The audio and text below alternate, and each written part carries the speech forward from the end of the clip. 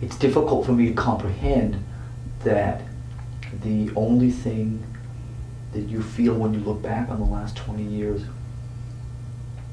is rooted in the Metallica thing. Okay. I'll explain in as simple terms as I can, not to stultify you, but to just make it real easy. I had nothing, then I had everything, then I had nothing again. And it was okay going from nothing to everything to nothing, but then having someone stand on the back of my head and keep me underwater made it even harder for me. I've been erased from any involvement. The quotes that I was never meant to be in here anyways, I was just filling a spot, I was just a temporary guy, I was a fucking loser and a drunk, I got kicked out. All the horrible things that were said immediately after my firing. I agree, I should have been fired because I was dangerous because of my disease. But watching for so many years the band continue to become successful and successful and successful, and us to never address, you know, the way that I was let go. My God, Lars, you guys woke me up and said, you know what, you're out. And I asked you, what, no warning? I said, no second chance? And you guys said, no, go. Good God, man, I didn't get a chance. And I've lived, and yeah, maybe for some people, you know, 18 years is a long time. For me, it seems like yesterday. I woke up and I look up and I see the guys that I love, that are my extended family.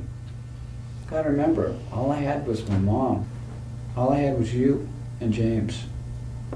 We had dreams together. And I sold everything to join that dream.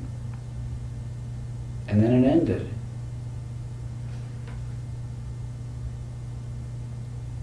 And I agree with you for doing what you did, because of the nature of the disease.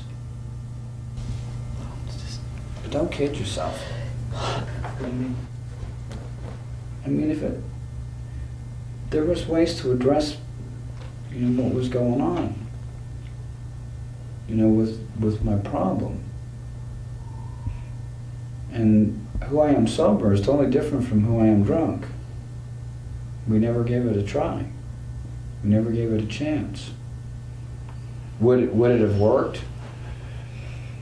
As much as I loved being with you guys, I'm sure it would have. And coming down to the part about the violence, you know, if I was at a party and I saw someone hit you again, I'd break his leg again in a second. That's just my nature. I'm overprotective to the people that I love. You know, and every time I see Phil, you know, I feel bad for him. But I wasn't going to let him hurt you. Who's Phil? Sandoval from Armored Saint. Don't you remember me breaking his leg? I don't remember it was him. I remember the incident. I don't know. He pushed you down and he hurt you. I made sure he didn't hurt you again. You didn't fuck with my band members.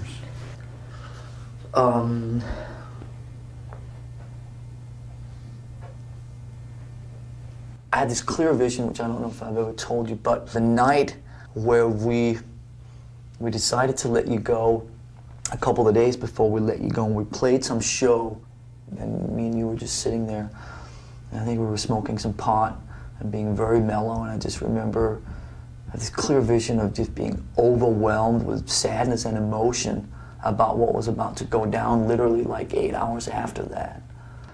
Not saying in any way that I was not equally responsible for being part of making that decision, but at the same time feeling just an overwhelming sadness and guilt, because I really felt that when all the bullshit went away, a lot of the kind of the boasting and the he-man and all that bullshit sort of went away, that you were a really tender person. I felt that you had this really tender side to you that I was really attracted to, or really felt comfortable with, you know what I mean? And I think that's always been there. And that's why I think I sought you out. I'm not mad at you, Lars. I know you're not. You know, and I don't want anything from anybody. You know, I still have my dreams.